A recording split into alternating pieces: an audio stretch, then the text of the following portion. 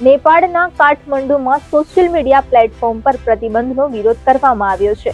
મોટી સંખ્યામાં યુવાનો અને યુવતીઓ રસ્તા પર ઉતર્યા છે. તેઓ સરકાર દ્વારા સોશિયલ મીડિયા પ્લેટફોર્મ પર લાદવામાં આવેલા પ્રતિબંધને પાછો ખેંચવાની માંગ કરે છે.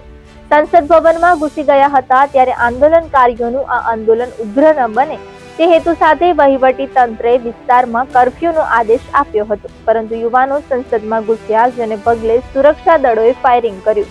ફાયરિંગમાં એક વિદ્યાર્થીનું મોત નીપજ્યું છે, જ્યારે અન્ય 80 થી વધુ ઈજાગ્રસ્ત થયા છે.